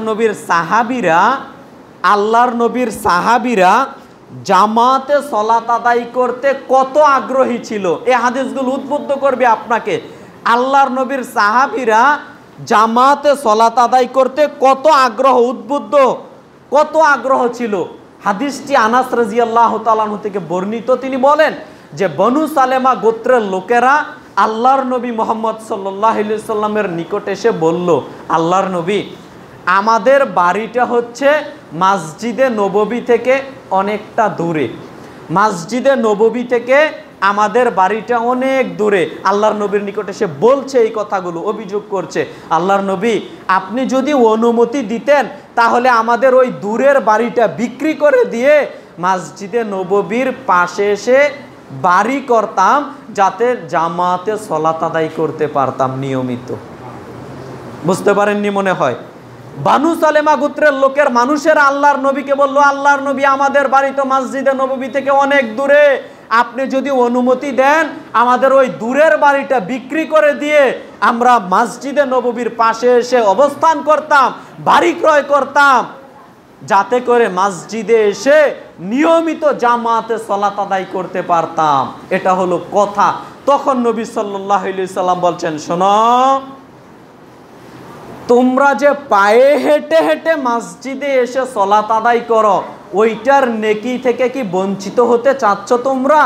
তখন তারা বলল, না না, ওইটার নেকি থেকে কেন বঞ্চিত হব আমরা, কেন বঞ্চিত হতে চাইবো আল্লাহর নবী আমরা? তখন রাসূল সাল্লাল্লাহু আলাইহি সাল্লাম বললেন, শোনো, তোমাদের বাড়ি যেখানে আছে ওইখানেই থাকো, তোমরা ওইখান থেকে পায়ে হেঁটে হেঁটে মসজিদে এসে জামাতে সলাত আদায় করবে। আরেকটা হাদিস এখানে ফিট করে তাহলে বিষয়টা ক্লিয়ার হয়ে যাবে। আবু হুরায়রা রাদিয়াল্লাহু তাআলা আনহু বলেন, রাসূল সাল্লাল্লাহু আলাইহি ওয়াসাল্লাম বলেছেন, কোনো ব্যক্তি যখন বাড়ি থেকে ওযু করে মসজিদের উদ্দেশ্যে আসে জামাতে সলাত আদায়ের জন্য, বাড়ি থেকে ওযু করে আসে মসজিদে আসে জামাতে সলাত আদায়ের জন্য, তার ফজিলত রাসূল সাল্লাল্লাহু আলাইহি সাল্লাম বর্ণনা করছেন। ও বাড়ি থেকে আসার সময় প্রত্যেক পদক্ষেপ, কদমের বিনিময়ে আল্লাহ সুবহানাহু ওয়া তাআলা তার আমলনামায় একটা নেকি দান করেন। প্রত্যেক পদক্ষেপের বিনিময়ে তার একটি করে গুনাহ আল্লাহ মাফ করে দেন। প্রত্যেক পদক্ষেপের বিনিময়ে তার একটি করে মান মর্যাদা, মান সম্মান আল্লাহ বৃদ্ধি করে দেন। তখন রাসূল সাল্লাল্লাহু আলাইহি সাল্লাম বানু সালেমা গোত্রের লোকদের মানুষের বলছেন, শোনো, তোমরা তো চাচ্ছ ওই দূর থেকে বাড়িটা বিক্রি করে দিয়ে এখানে এসে বাড়ি ক্রয় করে থাকবা, তাহলে পায়ে হেঁটে যে মসজিদে আসো জামাতে সালাত আদায়ের জন্য, এই যে প্রত্যেক পদক্ষেপের বিনিময়ে একটি করে আল্লাহ তোমাদের নেকি লিখে দিচ্ছেন, একটি করে গুনাহ মাফ করে দিচ্ছেন, একটি করে মান মর্যাদা আল্লাহ বৃদ্ধি করে দিচ্ছেন, ওইটা তো আর পাবা না, ওইটা থেকে তো বঞ্চিত হয়ে যাবা। তখন বনু সালেমা গোত্রের লোকের মানুষেরা বলছে, আল্লাহর নবী আমরা আর বাড়ি ওইখানেই রেখে দিলাম, আমাদের আর কাছে বাড়ি করার প্রয়োজন নেই। সম্মানিত দ্বীনি মুসলিম ভাই বোন, দেখেন অত্র হাদিসের মধ্য থেকে কয়েকটা শিক্ষা পাই। যেমন যারা আমরা মসজিদে এসে সালাত আদায় করি তাদের আগ্রহ দেখেন কত, তাদের আগ্রহ কত। সাহাবায়ে কারাম কত আগ্রহ প্রকাশ করতেন। দূর থেকে আপনার আমার বাড়ি যদি কারো দূরে থাকে কথা বলিয়েন না, মসজিদের আদব রক্ষা করেন। কোনো কিছু প্রয়োজন হলে ইশারা ইঙ্গিতে সেরে দিবেন, কথা বলবেন না। কারো বাড়ি যদি দূরে থাকে তাদের কিন্তু এখানে আলাদা বেশি নেকি পেয়ে যাচ্ছেন। কি বেশি নেকি পেয়ে যাচ্ছেন? আপনার বাড়ি 1 কিলোমিটার দূরে, আধা কিলোমিটার দূরে, সবার থেকে বেশি দূরে, আপনি বাড়ি থেকে ওযু করে আসবেন, প্রত্যেক পদক্ষেপের বিনিময়ে আল্লাহ সুবহানাহু ওয়া তাআলা আপনার গুনাহগুলো মাফ করে দিচ্ছেন। যার বাড়ি মসজিদের সাথে লেগে আছে সে কয় নেকি মাত্র পাবে বলেন? আর আপনি দূর থেকে এসেছেন, আপনার নেকি কম না বেশি? আপনার গুনাহ মাফ বেশি হচ্ছে না কম হচ্ছে? বেশি হয়ে যাচ্ছে। আপনার মান মর্যাদা বেশি হয়ে যাচ্ছে না কম হচ্ছে? বেশি হয়ে যাচ্ছে। অতএব যাদের বাড়ি মসজিদ থেকে দূরে মন খারাপের কিছু নেই, আল্লাহ সুবহানাহু ওয়া তাআলার পক্ষ থেকে এই দয়াগুলো, এই বোনাসগুলো, এক্সট্রা নেকিগুলো ভাই আপনি আমি পেয়ে যাচ্ছি। সুবহানাল্লাহ। তবে একটা শর্ত হলো বাড়ি থেকে ওযু করে আসতে হবে। কোথা থেকে ওযু করে আসতে হবে? বাড়ি থেকে। এখানে ব্যবস্থা আছে, প্রত্যেক মসজিদে ওযুখানা আছে, আপনি মসজিদে এসে ওযু করতে পারেন, কোনো সমস্যা নেই। তবে যদি মনে করেন যে আমি বেশি নেকি অর্জন করব, তাহলে কোথা থেকে ওযু করে আসতে হবে? বাড়ি থেকে ওযু করে আসতে হবে। আমরা অনুরোধ জানাবো মসজিদের মুসল্লিবৃন্দ, পর্দার আড়ালের মা বোনেরা আছেন, আপনারা যখন মসজিদে আসবেন বাড়ি থেকে ওযু করে আসার চেষ্টা করবেন, তাহলে এই নেকি, এই বোনাস, আলাদা নেকিগুলো আল্লাহ সুবহানাহু ওয়া তাআলার পক্ষ থেকে আপনি আমি পেয়ে যাব ইনশাআল্লাহ। সম্মানিত দ্বীনি মুসলিম ভাই বোন, আমরা অনুরোধ জানাবো এই নেকিগুলো অর্জন করার জন্য এই হাদিসগুলোর প্রতি আমল করবেন। আল্লাহ সুবহানাহু ওয়া তাআলা আপনাদের আমাদের সবাইকে সেই তৌফিক দান করুক, আল্লাহুম্মা আমিন। এরপরে দেখেন রাসূল সাল্লাল্লাহু আলাইহি সাল্লামের পক্ষ থেকে আরেকটা হাদিস বর্ণিত হয়েছে, মিশকাতুল মাসাবিহের মধ্যে পেয়ে যাবেন, হাদিস নাম্বার 727। আবু উমামা বাহিলি রাদিয়াল্লাহু তাআলা আনহু বলেন, রাসূল সাল্লাল্লাহু আলাইহি ওয়াসাল্লাম বলেছেন, সালাসাতুন, 3 ধরনের লোকের জন্য, 3 ধরনের লোককে আল্লাহ সুবহানাহু ওয়া তাআলা তার নিজের জিম্মায় রেখে দিয়েছেন। 3 শ্রেণীর লোককে আল্লাহ সুবহানাহু ওয়া তাআলা তার নিজের জামিনদারিত্বে রেখে দিয়েছেন। এক, এই কথা বলে রাসূল সাল্লাল্লাহু আলাইহি ওয়াসাল্লাম 3 শ্রেণীর মানুষের কথা বলছেন। এক, যেই ব্যক্তি যুদ্ধের ময়দানে চলে গেছে জিহাদ করার জন্য, তারা আল্লাহর জামিনদারিত্বে রয়েছে, বলি সুবহানাল্লাহ, তারা আল্লাহর জামিনদারিত্বে রয়েছে। দুই নম্বরে রাসূল সাল্লাল্লাহু আলাইহি ওয়াসাল্লাম বললেন, যারা মসজিদে আগমন করেছে, যারা মসজিদে আগমন করেছে সালাত আদায়ের জন্য, মানে আপনি বাড়ি থেকে নিয়ত করেছেন আমি মসজিদে চলে যাচ্ছি জামাতে সালাত আদায়ের জন্য, আপনি যখন বাড়ি থেকে রওনা দিয়েছেন তখন থেকে আপনি কার জিম্মায় আছেন ভাই? আল্লাহর জিম্মায় আছেন। মানে কথাটা বুঝতে পারলেন না? আল্লাহর জিম্মায় আছেন মানে ওইখানে যদি আপনি মারা যান আপনি সরাসরি জান্নাতে যেতে পারবেন। আল্লাহর জামিনদারিত্বে আছেন, আল্লাহ আপনাকে জান্নাতে দিবেন, আল্লাহর জিম্মায় আপনি আছেন। 3 নম্বরে রাসূল সাল্লাল্লাহু আলাইহি সাল্লাম বললেন, যারা বাড়িতে অবস্থান করে বাড়িতে প্রবেশ করার সময় সালাম দিয়ে বাড়িতে প্রবেশ করে। তো সালাম দিয়ে প্রবেশ করি আপনি আমি? না। মনে রাখেন, বাড়িতে যদি ঘরের ভিতর কেউ না থাকে, এরপরেও আপনি বাড়িতে সালাম দিয়ে প্রবেশ করবেন। বাড়িতে তো কেউ না কেউ থাকে, বাড়িতে যদি কেউ না থাকে তাহলেও আপনি বাড়িতে সালাম দিয়ে প্রবেশ করবেন। সালাম কে নিবে? কেউই নেওয়ার না থাকলে ফেরেশতারা নিবে। কিন্তু যদি আপনি এই ফজিলত পেতে চান তাহলে আপনাকে আমাকে অবশ্যই বাড়িতে সালাম দিয়ে প্রবেশ করতে হবে। আবার বলি, এক, যারা যুদ্ধের ময়দানে থাকে তারা আল্লাহর জিম্মায় থাকে, যারা যুদ্ধের ময়দানে থাকে তারা আল্লাহর জিম্মায় থাকে। দুই, যারা বাড়ি থেকে বের হয়েছে জামাতে সলাত আদায়ের উদ্দেশ্যে, কথা বুঝতে পারলাম? জামাতে আপনি সলাত আদায় করতে এসেছেন, আপনি আল্লাহর জিম্মায় আছেন। যতক্ষণ আপনি মসজিদে অবস্থান করবেন, সলাত ত্যাগ করে আবার বাড়িতে না ফিরে যাচ্ছেন, ততক্ষণ আপনি আল্লাহর জিম্মায় থাকছেন। আর তিন, যখন আপনি বাড়িতে অবস্থান করবেন, তখন আপনি বাড়িতে যদি সালাম দিয়ে প্রবেশ করেন, তখন আপনি আল্লাহর জিম্মায় থাকবেন। সুবহানাল্লাহ। অতএব সম্মানিত জুমা সালাতের মুসল্লিবৃন্দ, আমরা আপনাদেরকে অনুরোধ জানাবো এই হাদিসগুলোর প্রতি ভাই আমল করার চেষ্টা করবেন। আমরা আল্লাহকে বলি, আল্লাহ আমি সহ আমরা সবাই যেন এই হাদিসগুলোর প্রতি আমল করতে পারি। আল্লাহ তুমি আমাদের সেই তৌফিক দান করো, সবাই বলি আল্লাহুম্মা আমিন। এরপরে দেখেন, অনেক হাদিস আছে, হয়তো সব হাদিস আপনার সামনে আমি বলতে পারবো না, গুটি কয়েকটা বলি, যেইগুলো নোট করা আছে এইগুলোও বলতে পারবো না। এরপরও কয়েকটা আপনার সামনে আমি বলার চেষ্টা করি, যাতে আপনি এসব আমল করার জন্য উদ্বুদ্ধ হতে পারেন। আবু হুরায়রা রাদিয়াল্লাহু তাআলা আনহু বলেন, রাসূল সাল্লাল্লাহু আলাইহি ওয়াসাল্লাম বলেছেন, আমরা তো জামাতে সালাত আদায়ের গুরুত্ব বুঝি না। দেখেন, আবু হুরায়রা রাদিয়াল্লাহু তাআলা আনহু বলেন, রাসূল সাল্লাল্লাহু আলাইহি ওয়াসাল্লাম বলেছেন, যেই ব্যক্তি সকাল সন্ধ্যা মসজিদে যাবে, যেই ব্যক্তি সকাল সন্ধ্যা মসজিদে যাবে, তার জন্য আল্লাহ জান্নাতে মেহমানদারির ব্যবস্থা করে দেন। সুবহানাল্লাহ। মসজিদ তো আপনি আমি চিনি না শুক্রবার ছাড়া, জুমার দিন ছাড়া আপনি আমি মসজিদই চিনি না। বলেন, গত জুমার দিন এসেছেন, আবার আজকে জুমার সালাত আদায় করতে এসেছেন, এ হলো আপনার আমার চরিত্র। যারা দূর থেকে এসেছেন তাদের কথা ভিন্ন, কিন্তু এলাকার মানুষ, সমাজের মানুষ, কেন জুমার দিন ছাড়া আপনি মসজিদ চিনেন না? বলেন, কেন জুমার দিন ছাড়া আপনি মসজিদ চিনেন না? বলেন। সম্মানিত দ্বীনি মুসলিম ভাই বোন, মনে কষ্ট নিয়েন না। জুমার সালাত আদায় করে আপনি কখনো জান্নাতে যাবেন এটা আপনি আশা করিয়েন না। শুধু জুমার সালাত আদায় করে আপনি জান্নাতে চলে যাবেন এটা আপনি আশা করিয়েন না। 5 ওয়াক্ত সালাত আদায়ের বিনিময়ে আপনাকে জান্নাত অর্জন করতে হবে। আপনি যদি মনে করেন আমি জুমার সালাত আদায় করি আর ঈদের সালাত আদায় করি, আমার মতো পাক্কা মুসল্লি আর কে আছে, আমি জান্নাতে না গেলে কে যাবে, আপনি ভুল পথে আছেন। বিশ্বাস করেন, আপনাকে আমি যদি পরিণতি বলার চেষ্টা করি, দাপে দাপে যদি শুধু এইটা বলার চেষ্টা করি যে সালাত ত্যাগকারীর পরিণতি কি, আপনাকে আমি কাফের বানিয়ে ছাড়বো। শুধু আমি বানাবো না, রাসূলের পক্ষ থেকে হাদিস পেশ করব, আল্লাহর পক্ষ থেকে আয়াত পেশ করব। তো আমি আর ওই লাইনে যাচ্ছি না, শুধু আমি আমার মূল বিষয়ে থাকার চেষ্টা করি, জামাতে সালাত আদায়ের গুরুত্বের ব্যাপারে শুধু একটু টাচ দিয়ে যাই। আপনাকে আমি বলি, আপনি এইটা মনে করিয়েন না যে শুধু জুমার সালাত আদায় করলে আমি জান্নাতে চলে যাব। আপনি কখনো এইটা মনে করিয়েন না আমি শুধু জুমার সালাত আদায় করলে আমি জান্নাতে চলে যাব। না ভাই, বিশ্বাস করেন, 5 ওয়াক্ত সালাত যারা আদায় করে না তারা প্রকৃতপক্ষে মুসলিমই থাকতে পারে না।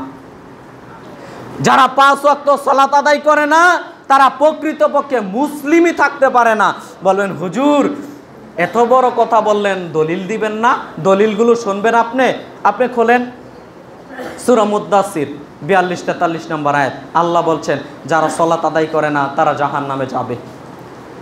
আপনি সূরা রুম খুলেন 31 নম্বর আয়াত। আল্লাহ বলছেন, তোমরা সালাত আদায় করো, মুশরিকদের অন্তর্ভুক্ত হইও না। তার মানে যারা সালাত আদায় করে তারা মুসলিমদের অন্তর্ভুক্ত, আর যারা সালাত আদায় করে না তারা মুশরিকদের অন্তর্ভুক্ত। বলেন, মুশরিকরা জান্নাতে যাবে? এ তো আল্লাহ বলছেন ভাই, ওয়াকিমুস সালাত ওয়ালা তাকুনু মিনাল মুশরিকিন, তোমরা সালাত আদায় করো, মুশরিকদের অন্তর্ভুক্ত হইও না। সালাত আদায় করলেই মুসলিম, আর সালাত আদায় না করলেই মুশরিকদের অন্তর্ভুক্ত হয়ে যাবা, এটা আল্লাহ বলছেন। আল্লাহর নবী হাদিসের মধ্যে জানেন কি বলেছেন? বাইনাল আবদি ওয়া বাইনাল কুফরি তারকুস সালাহ, বান্দা ও কাফেরের মধ্যে পার্থক্য হচ্ছে সালাত আদায় করা। যারা সালাত আদায় করে তারা হচ্ছে আল্লাহর বান্দা, আর যারা সালাত আদায় করে না তারা হচ্ছে কাফের। এই কথা রাসূল সাল্লাল্লাহু আলাইহি সাল্লাম সহিহ মুসলিমের হাদিসের মধ্যে বলছেন। অর্থাৎ আল্লাহর পক্ষ থেকেও আপনি কাফের, আপনি অমুশরিকদের অন্তর্ভুক্ত হয়ে যাবেন। রাসূলের পক্ষ থেকেও হাদিস রয়েছে, আপনি মুশরিকদের অন্তর্ভুক্ত হয়ে যাবেন, আপনি মুসলিম নিজেকে দাবি করতে পারেন না। সম্মানিত দ্বীনি মুসলিম ভাই বোন, মনে কষ্ট নিয়েন না, আপনাকে আমি মূলত বলতে চাচ্ছিলাম, মনে রেখে দিয়েন সাহাবায়ে কেরামও কিন্তু বেনামাজিদেরকে কাফের মনে করতেন। আব্দুল্লাহ ইবনে শাকিক রাহিমাহুল্লাহ বলেন, কানা আসহাবি মুহাম্মাদিন সাল্লাল্লাহু আলাইহি সাল্লাম লা ইয়ারাউনা শাইয়্যাম মিনাল আমাল তারকু কুফরুন গায়রাস সালাহ। মুহাম্মদ সাল্লাল্লাহু আলাইহি সাল্লামের যত সাহাবায়ে কেরাম আছে, মুহাম্মদ সাল্লাল্লাহু আলাইহি সাল্লামের যত সাহাবায়ে কেরাম আছে, সমস্ত সাহাবায়ে কেরাম এ ব্যাপারে ইজমা ঐক্যমত করেছেন, একমত পোষণ করেছেন। সেটা হচ্ছে যারা সলাৎ ব্যতীত অন্য কোনো কর্ম ত্যাগ করে তারা কাফের নয়, যারা সলাৎ ত্যাগ করে তারা হচ্ছে কাফের। বুঝতে পারলাম না? মুহাম্মদ সাল্লাল্লাহু আলাইহি সাল্লামের যত সাহাবায়ে কেরাম আছে, সমস্ত সাহাবায়ে কেরাম এ ব্যাপারে একমত পোষণ করেছেন, কোনো সাহাবায়ে কেরাম দ্বিমত পোষণ করেননি। সব সাহাবায়ে কেরাম একমত পোষণ করেছেন। কি একমত পোষণ করেছেন? যারা সলাৎ আদায় করে না তারা হচ্ছে কাফের। আর সলাৎ ব্যতীত যদি অন্য কোনো কর্ম ত্যাগ করে থাকে, যেমন আমি মুসলিম, আমার নাম আব্দুল্লাহ আব্দুর রহমান, আমি মুসলিম, আমি সলাত আদায় করি কিন্তু রমজানের সিয়াম পালন করি না, সাহাবায়ে কেরাম আপনাকে কাফের বলেননি। আপনি মুসলিম, আপনি মনে করেন আমার নাম আব্দুল্লাহ আব্দুর রহমান, আমি সলাত আদায় করি না, সাহাবায়ে কেরাম আপনাকে কাফের মনে করতেন। অতএব সম্মানিত জুমা সালাতের মুসলিমবৃন্দ, আপনাকে আমি মূলত বলতে চাচ্ছিলাম কথার মধ্যে কথা, আপনি যদি সলাত আদায় করেন তাহলে আপনি মুসলিমদের অন্তর্ভুক্ত হতে পারবেন, আর যদি সলাত আদায় না করেন তাহলে মুসলিমদের অন্তর্ভুক্ত হতে পারবেন না। আমি বলছিলাম শুধু জুমার সলাত এইটার আশায় আপনি বসে থাকিয়েন না। আমরা অনুরোধ জানাবো 5 ওয়াক্তই সলাত আদায় করবেন। আর 5 ওয়াক্ত সলাত কোথায় এসে আদায় করতে হবে? মসজিদে এসে জামাতের সহিত আদায় করতে হবে। মসজিদে এসে আপনাকে আমাকে জামাতের সহিত সলাত আদায় করতে হবে। তাহলে এই বেনিফিট, এই ফজিলতগুলো আপনি আমি পেয়ে যাব। সম্মানিত দ্বীনি মুসলিম ভাই বোন, দেখেন চমৎকার একটা হাদিস শোনাই, আপনি আমি বেশি অলসতা দেখাই কোন সলাতে বলতে পারেন? ফজর আর এশায়। এগুলো হাদিসের মধ্যেই বলা আছে। ফজর আর এশার সলাত বেশি অলসতা দেখাই, এটা আপনি আমি, এটা শুধু আপনি আমি নয়, বরং রাসূল সাল্লাল্লাহু আলাইহি সাল্লাম বলেছেন মুনাফিকের সবচেয়ে বড় বাড়ি 2টি সলাত হলো ফজর আর এশা। মুনাফিকরাও রাসূলের যুগে সলাত আদায় করতো। আমি তো সলাতের গুরুত্ব নিয়ে কথা বললে এই কথাগুলো টানি। আপনাকে আমি বলি রাসূলের যুগে মুনাফিকরাও 5 ওয়াক্ত সলাত আদায় করতো। আপনি ভাবতে পারেন রাসূলের যুগে মুনাফিকরাও 5 ওয়াক্ত সলাত আদায় করতো, আবার জামাতে এসে সলাত আদায় করতো। আর আপনি আমি বলি হুজুর আমি মুসলিম অথচ সলাত আদায় করি না। কেমন মুসলিম? আপনি বলেন কেমন মুসলিম আপনি? আমি মুসলিম, শুধু জুমার সলাত আদায় করি, আর কোনো সলাত আদায় করি না। আমি মুসলিম, আমি শুধু ঈদের সলাত আদায় করি, আর কোনো সলাত আদায় করি না। কেমন মুসলিম আপনিই বলেন? অথচ রাসূলের যুগে যারা পাক্কা পাক্কা মুনাফিক তারাও রাসূলের পিছনে এসে জামাতে সলাত আদায় করতো। আপনি ভাবতে পারেন? সম্মানিত দ্বীনি মুসলিম ভাই বোন, মুনাফিকদের সবচেয়ে কঠিন 2টি সলাত, একটি হলো এশারের সলাত, একটি হলো ফজরের সলাত। এই এশার সলাত আর ফজরের সলাত মুনাফিকদের জন্য খুব ভারী, খুব কষ্ট, আদায় করতে পারবে না, জামাতে আদায় করতে পারবে না, ওয়াক্ত চলে যাবে এরপরও আদায় করতে পারবে না। এগুলো হচ্ছে মুনাফিকি লক্ষণ। আমরা আল্লাহর নিকট পানা চাই, আল্লাহ আমাদের মাঝে যে এই সমস্ত যদি গাফলতি থাকে, তোমাকে বলি আল্লাহ তুমি দয়া করে এই গাফলতি থেকে আমাদের দূর করে আমরা যেন সত্যিকার অর্থে জামাতে এসে সলাত আদায় করতে পারি। বিশেষভাবে হাদিসের মধ্যে যেটা বলা হয়েছে ফজর আর এশা, নইলে তো মুনাফিকদের অন্তর্ভুক্ত হয়ে যাব। ভাই সম্মানিত দ্বীনি মুসলিম ভাই বোন, আমরা আল্লাহকে বলি আল্লাহ আমরা যেন সত্যিকার অর্থে 5 ওয়াক্ত সলাত যেন জামাতে আদায় করতে পারি, বিশেষভাবে গুরুত্ব সহকারে যেন এশার এবং ফজরের সলাত জামাতে আদায় করতে পারি। আল্লাহ তুমি আমাদের সেই তৌফিক দান করো, আল্লাহুম্মা আমিন। দেখেন একটা ফজিলত বলবো এই 2টা সলাতকে কেন্দ্র করে, আপনি ভাবতে পারবেন না কত ফজিলত। রাসূল সাল্লাল্লাহু আলাইহি সাল্লামের পক্ষ থেকে হাদিসটা বলছি, দেখেন আনাস রাদিয়াল্লাহু তাআলা আনহু বলেন রাসূল সাল্লাল্লাহু আলাইহি ওয়াসাল্লাম বলেছেন মান সাল্লাল ইশা'i ফি জামাতিন ফাকান্নামা কামা নিসফুল লাইলি। রাসূল সাল্লাল্লাহু আলাইহি সাল্লাম বলছেন যেই ব্যক্তি এশারের সলাৎ জামাতে আদায় করলো, কোনো ব্যক্তি এশারের সলাৎ জামাতে আদায় করলো, ওই ব্যক্তি যদি এশারের সলাৎ জামাতে আদায় করে তাহলে সেই ব্যক্তির ফজিলতটা হচ্ছে সে যেন অর্ধেক রাত তাহাজ্জুদের সলাৎ আদায় করলো। বলি সুবহানাল্লাহ। এশারের সলাৎ আপনি জামাতে আদায় করবেন, রাসূল সাল্লাল্লাহু আলাইহি সাল্লাম বলছেন ওই ব্যক্তি যেন অর্ধেক রাত তাহাজ্জুদের সলাৎ আদায় করলো। তার মানে অর্ধরাত্রি তাহাজ্জুদের সলাৎ আদায় করলে যত নেকি হবে, শুধু এশারের সলাৎ জামাতে আদায় করবেন, আল্লাহ আপনার আমলনামায় তত নেকি দিয়ে দিবেন। এরপরে দেখেন, আমান সাল্লাল ফজর ফি জামাতিন, রাসূল সাল্লাল্লাহু আলাইহি সাল্লাম বলছেন কোনো মানুষ যদি ফজরের সালাত জামাতে আদায় করে, কোনো মানুষ যদি ফজরের সালাত জামাতে আদায় করে তাহলে ওই ব্যক্তি যেন সারা রাত তাহাজ্জুদের সালাত আদায় করলো। বলি সুবহানাল্লাহ। আপনি ভাবতে পারেন, আমি কল্পনা করতে পারি এশারের সালাত জামাতে আদায় করব, কি রেজাল্ট! অর্ধরাত্রি তাহাজ্জুদের সালাত আদায় করলে যত নেকি হবে আল্লাহ সুবহানাহু ওয়া তাআলা আপনার আমার আমলনামায় তত নেকি দিয়ে দিবেন। আবার ফজরের সালাত জামাতে আদায় করব, তাহলে সারা রাত্রি তাহাজ্জুদের সালাত আদায় করলে যত নেকি হবে আল্লাহ সুবহানাহু ওয়া তাআলা আপনার আমার আমলনামায় তত নেকি দিয়ে দিচ্ছেন। সুবহানাল্লাহ। অতএব সম্মানিত জুমা সালাতের মুসল্লিবৃন্দ, দেখেন ভাই, সারা রাত্রি তাহাজ্জুদের সালাত আদায় করা কি আপনার আমার পক্ষে সম্ভব? বলেন তো সম্ভব? না, অসম্ভব ব্যাপার। কি করে আমি সারা রাত্রি, কি করে আমি প্রতিদিন সারা রাত্রি জামাতে সালাত আদায় করব, তাহাজ্জুদের সালাত আদায় করব? এটা অসম্ভব। হয়তো সপ্তাহে একদিন অল্প কিছু সময় আদায় করলাম, বা প্রতিদিনই অল্প কিছু সময়, আধা ঘন্টা, 1 ঘন্টা, 2 ঘন্টা আদায় করলাম। এটা যদি পাক্কা ইমানদার হয় তাহলে এই নীতিটা থাকতে পারে যে প্রতিদিন 1-2 ঘন্টা তাহাজ্জুদের সালাত আদায় করে। কিন্তু প্রতিদিন সারা রাত জামাতে সালাত আদায় করতে পারবে কোনো ব্যক্তি? না, অসম্ভব।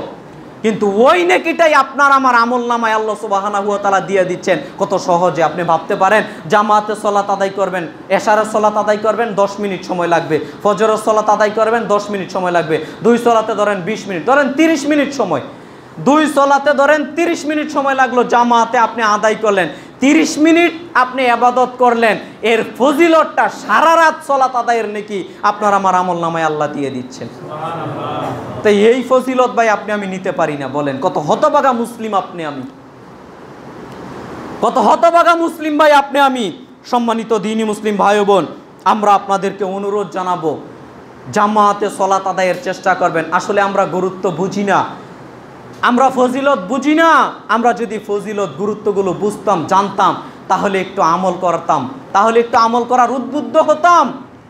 ফজরের সালাত, কথার মধ্যে কথা মনে রাখিয়েন, এক একটা সালাতের যে কত গুরুত্ব, এক একটা সালাতের যে কত গুরুত্ব। ফরজ সালাতের হিসাব তো দিতে পারবো না, ফরজ সালাত আদায় করতে আপনি বাধ্য, মনে রেখে দিয়েন। ফরজ সালাত আদায় করতে আপনি বাধ্য। আল্লাহ দয়া করে নেকি দিবেন সেটা ভিন্ন কথা, কিন্তু ফরজ সালাত আদায় করতে আপনি বাধ্য। আর নফল সুন্নত সালাত আদায় করেন, ওটা আপনার নিজের সালাত। আপনি যখন সালাত আদায় করবেন ওইটার নেকি আল্লাহ দিবেনই দিবেন, ফরজ সালাতেরও নেকি দিবেন না।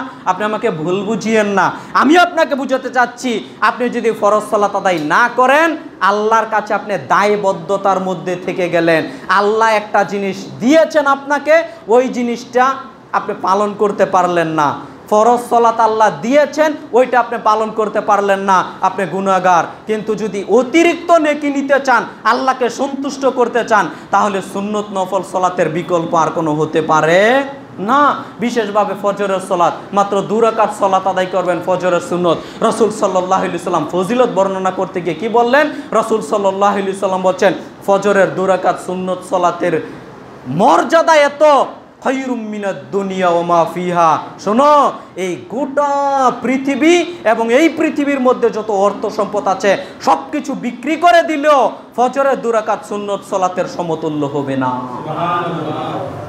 আপনি কল্পনা করতে পারেন, আপনি কল্পনা করতে পারেন বাংলাদেশের যিনি সবচেয়ে ধনী মানুষ, ইন্ডিয়াতে গেলাম, ইন্ডিয়ার সবচেয়ে ধনী মানুষ মুকেশ আম্বানি, ইন্ডিয়ার সবচেয়ে ধনী মানুষ মুকেশ আম্বানি, মিলিয়ন মিলিয়ন টাকার মালিক, কত লক্ষ কোটি টাকার মালিক হতে পারে, আপনাকে যদি বলা হয় ওই রকম মালিক, ওই রকম আপনি ধনী মানুষ আপনাকে করে দেওয়া হবে, আপনি বলবেন বলেন এর বিনিময়ে কি করা লাগবে, আপনি বলেন বলেন বিনিময়ে কি করা লাগবে। ভাই আল্লাহর নবী বলেছেন ফজরের 2 রাকাত সুন্নত সালাত আদায় করো। ওই মুকেশ আম্বানি কেন, গোটা পৃথিবী এবং পৃথিবীর মধ্যে যত অর্থ সম্পদ আছে সব থেকে বেশি ধনী মানুষ তুমি হয়ে যাবে। আপনি ভাবতে পারেন, সব বিক্রি করলো এই 2 রাকাত সালাতের মূল্য হচ্ছে না ভাই। তো ইবাদত এইগুলো তো আপনি পালন করার চেষ্টা করেন না, আদায়ের চেষ্টা করেন না।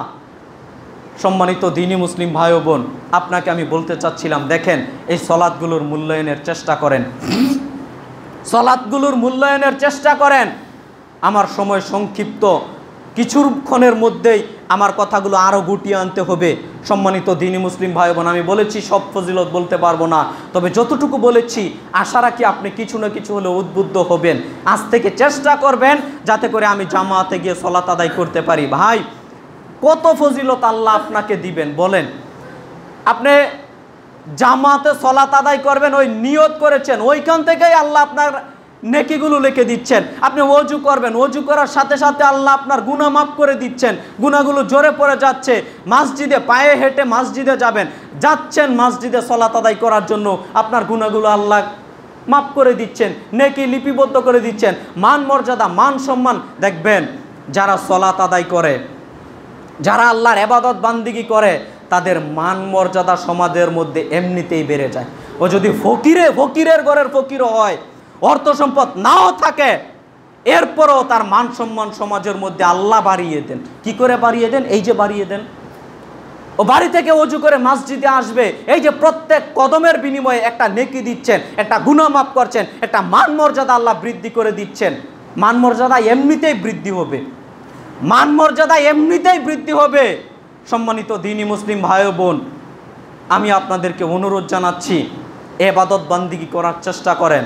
বিশেষভাবে আমার আলোচনার যে টপিকটা, সেটা হচ্ছে জামাতে সালাত আদায়ের গুরুত্ব এবং ফজিলত। জামাতে সালাত আদায়ের চেষ্টা করেন, এর অনেক গুরুত্ব, অনেক ফজিলত রয়েছে। আমরা আল্লাহকে বলি, আল্লাহ তুমি বড় দয়াবান, তুমি বড় রহমান। আমরা যেন সত্যিকার অর্থে সবাই মিলে 5 ওয়াক্ত সালাত আদায় করতে পারি এবং জামাতের সহিত সে সালাত আদায় করতে পারি। আল্লাহ তুমি আমাদের সবাইকে সেই তৌফিক দান করো, আল্লাহুম্মা আমিন। সম্মানিত দ্বীনি মুসলিম ভাই ও বোন, আমি আপনাদের সামনে এ পর্যায়ে মসজিদ এবং মসজিদের কমিটি, বিশেষভাবে মসজিদের কমিটি নিয়ে কিছু কথা বলার চেষ্টা করছি ইনশাআল্লাহ। মনে রাখিয়েন, মসজিদের কমিটি তারাই বেশি হকদার যারা মসজিদে নিয়মিত আসা যাওয়া করে। এ ব্যাপারে আপনি যদি বিস্তারিত জানতে চান তাহলে আপনাকে তাফসিরগুলো পড়তে হবে। আমি সংক্ষিপ্তভাবে আপনার সামনে আমি বলার চেষ্টা করছি যে মসজিদের কমিটি কারা হকদার বেশি। আমাদের সমাজে দেখেন সুদ ঘুষখোর হারামখোর যত আছে সবগুলোকে আমরা মসজিদের কমিটি বড় বড় পদে দিয়ে রেখে দিই। মনে কষ্ট নিয়েন না, এগুলো সারা দেশের অবস্থা একই ভাই। কেন? মসজিদ আবাদ করবে তারাই যারা আল্লাহর খাস বান্দা, তারাই মসজিদ আবাদ করবে যারা আল্লাহর খাস বান্দা। আপনি আমার প্রতি রাগ করে কি করতে পারেন? আপনি আমার প্রতি আক্রোশ রেখে কি করতে পারেন? আল্লাহ সুবহানাহু ওয়া তাআলা মসজিদের কমিটি কারা হবে, মসজিদ আবাদ কারা করবে, এ ব্যাপারে আল্লাহ সুবহানাহু ওয়া তাআলা কোরআন মাজিদে নিজে বলেছেন। আপনি খোলেন, আপনি আমার কথা অবিশ্বাস করলে খুলে দেখতে পারেন। পবিত্র কোরআন মাজিদের সূরা তওবার 18 নম্বর আয়াতে আল্লাহ সুবহানাহু ওয়া তাআলা মসজিদ আবাদ করবে কারা, মসজিদের কমিটি হবে কারা, মসজিদের দেখাশোনা করবে কারা, তাদের 5টা গুণের কথা আল্লাহ সুবহানাহু ওয়া তাআলা অত্র আয়াতের মধ্যে বলেছেন। আমি সংক্ষিপ্তভাবে আপনার সামনে আমি বলার চেষ্টা করি। আল্লাহ সুবহানাহু ওয়া তাআলা বলছেন, ইন্নামা ইয়া'মুরু মাসাজিদাল্লাহ, নিঃসন্দেহে তারাই আল্লাহর মসজিদগুলো আবাদ করবে। এই কথা বলার পরে আল্লাহ সুবহানাহু ওয়া তাআলা তাদের বৈশিষ্ট্য গুণের কথাগুলো বলছেন। এক, মান আমানা বিল্লাহ, যারা আল্লাহর প্রতি ঈমান আনয়ন করেছে। সুবহানাল্লাহ। যারা বেঈমান, যারা মুনাফিক, যারা মুশরিক, যারা কাফের, তারা আল্লাহর ঘর আবাদ করতে পারবে না, তারা মসজিদের কমিটি হতে পারবে না। যারা আল্লাহর প্রতি ঈমান আনয়ন করেছে, যারা শিরিক করে না, যারা বিদআত করে না, যারা শিরিকের সাথে আপোষ করে না, তারাই শুধুমাত্র মসজিদ কমিটি হতে পারবে।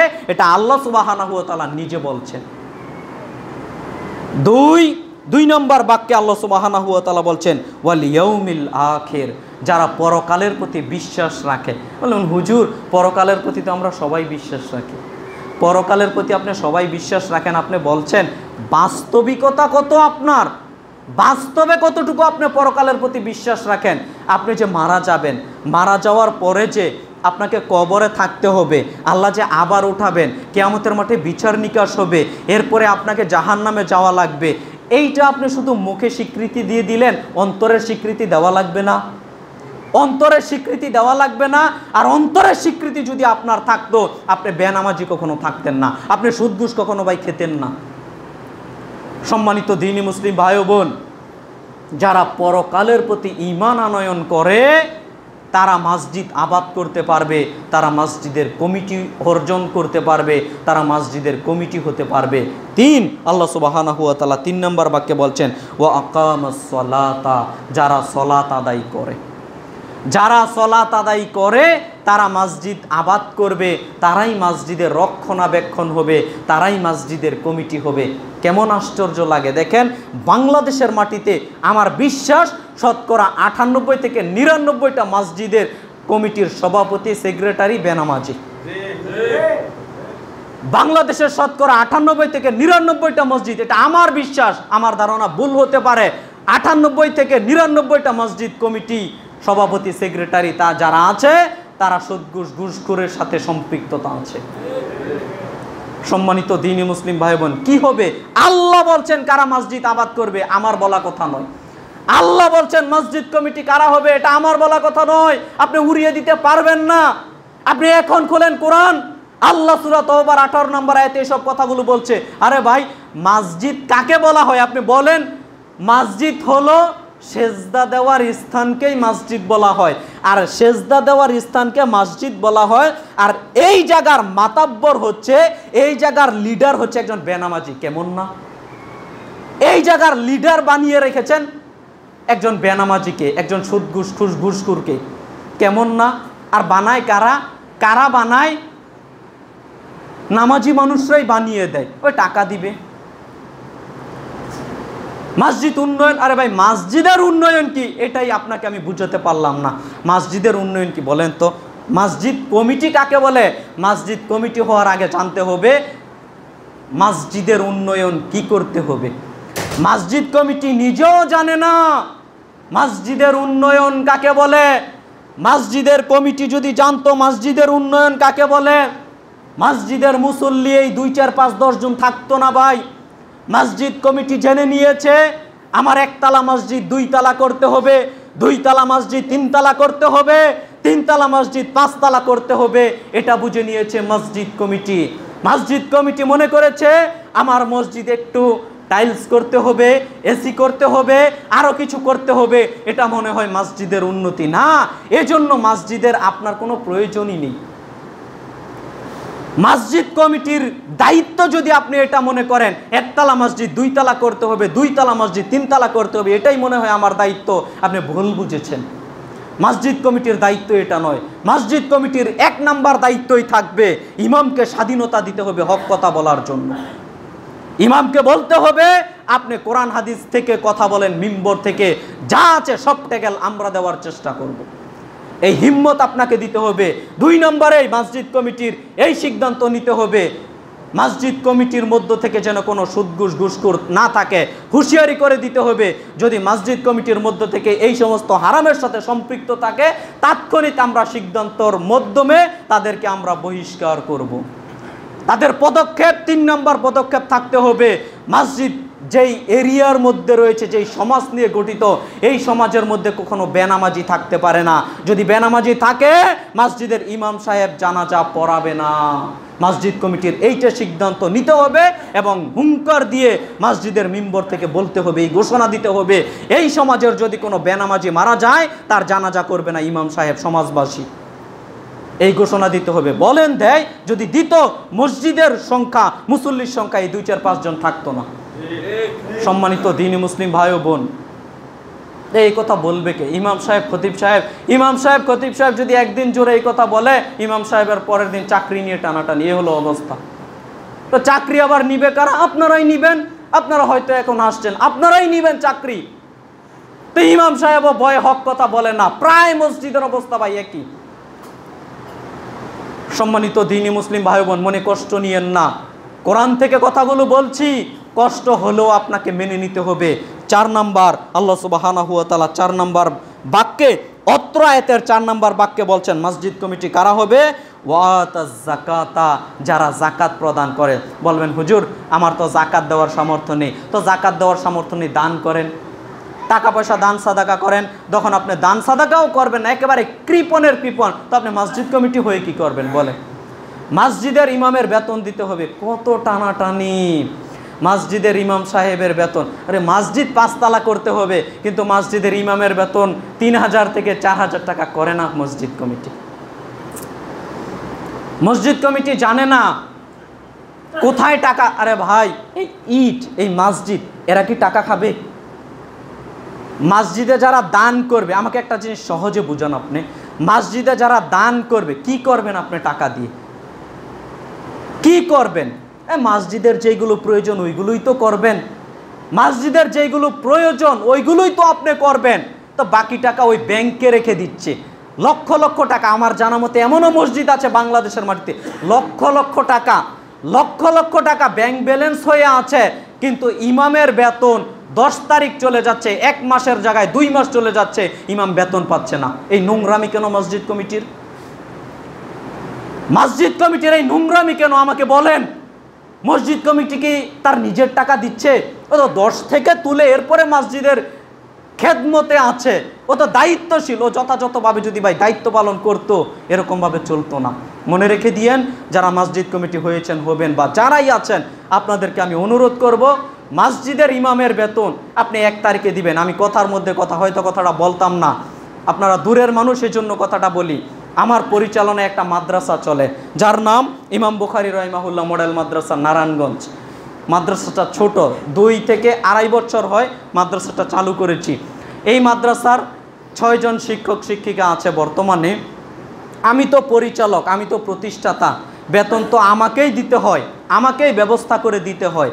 তো আমি যে ব্যবস্থা করে দেই, এই 2-2.5 বছরের ভিতরে আমি কোনো শিক্ষকের বেতন 1 তারিখে দেই নেই। মনে হয় বুঝতে পারলেন না, মানে 1 তারিখ পর্যন্ত আমি নেইনি কোনো শিক্ষকের বেতন। সবার বেতন মাসের যখন 30, মাসের যখন 31, শেষ দিন যখন হয়ে যাবে, ওই আপনি আমি যখন কাজকাম করি, কাজকর্ম করি, তখন এই হাদিস মহাজনকে শুনিয়ে দিয়ে আসি, গাম শুকানোর আগে আপনার মজুরি পরিশোধ করতে হয়। তো ইমামের বেলায় কেন এত দেরি করছেন? সম্মানিত দ্বীনি মুসলিম ভাই বোন, আপনাকে আমি বললাম, আমি আমার নিজের কথাটা বললাম আপনাকে উদ্বুদ্ধ করার জন্য। হয়তো বিভিন্ন সমাজ থেকে, এলাকা থেকে এসেছেন, এই নিয়মগুলো পরিবর্তন করবেন, এই সিস্টেমগুলো ভাই পরিবর্তন করবেন। মসজিদের ইমাম সাহেবের জন্য টেনশন করা না লাগে, আজকে তো এই মাস চলে যাচ্ছে, কবে জানি বেতন দেয়, এই টেনশন যেন করা না লাগে। ইমাম সাহেবকে শিওর করে দিবেন, ইমাম সাহেব আমি 31 তারিখেই বেতন দিব, মাস যদি 30 হয় 30 তারিখেই দিব, আর নয় 1 তারিখে বেতন দিব, শিওর করে দিবেন এবং ওই দিনই বেতন দিবেন। ভাই আমি 6 জন চালাই, আল্লাহ চালায় আমার মাধ্যম দিয়ে। আমি তো বললাম আমার কথা, 1 তারিখে কোনো শিক্ষক বলতে পারবে না যে আমার বেতনটা আমি 1 তারিখে পেয়েছি। তার মানে আমি আগেই পরিশোধ করে দিই, আল্লাহ ব্যবস্থা করে দেন। আল্লাহ আমাকে ভাই আটকাননি একদিনও, আল্লাহ আমাকে একদিনও আটকাননি, তো আল্লাহ ভাই ব্যবস্থা করে দিবেন। আপনি হতাশ হচ্ছেন কেন? সম্মানিত দ্বীনি মুসলিম ভাই ও বোন, আমি বলছিলাম যারা দায়িত্ব পালন করবেন, এইসব বিষয়গুলো ভাই কখনো অবহেলা করবেন না, দায়িত্বর মতো মনে করবেন। এরপরে 5 নাম্বার বাক্য, যেই কথাটা আল্লাহ সুবহানাহু ওয়া তাআলা বলছেন, ওয়ালাম ইয়াখশা ইল্লাল্লাহ, তাদের বৈশিষ্ট্য এটাও থাকতে হবে, তারা যেন আল্লাহ ছাড়া অন্য কাউকে ভয় না করে। কেন? মসজিদের ইমাম সাহেবকে যখন আমি শিওর করব, মসজিদের ইমাম সাহেব এই মিম্বর থেকে যত বাধাই আসুক না কেন আপনি হক কথা চালিয়ে যান, দেখবেন সমাজের অনেক মানুষ অনেক কথা বলবে, সমাজের অনেক মানুষ অনেক কথা বলবে যে ইমাম সাহেব এইটা বলল, ইমাম সাহেব আমাকে উদ্দেশ্য করে এটা বলল, ইমাম সাহেব আমাকে উদ্দেশ্য করে এটা বলল। তখন মসজিদ কমিটির এই দায়িত্ব পদক্ষেপ নিতে হবে যে আল্লাহ ছাড়া কাউকে ভয় করা যাবে না। ইমাম সাহেব আপনাকে আমি শিউর করলাম, আপনি যা ইচ্ছা তাই বলেন, এই সার্টিফিকেট এই কোয়ালিটি আপনাকে বের করে দিতে হবে। সম্মানিত দ্বীনি মুসলিম ভাই ও বোন, আল্লাহর পক্ষ থেকে সূরা তাওবার 18 নম্বর আয়াত, মসজিদ আবাদ কারা করবে, তাদের বৈশিষ্ট্য কি হবে, আমি সংক্ষিপ্তভাবে আপনার সামনে একটু তুলে ধরার চেষ্টা করেছি।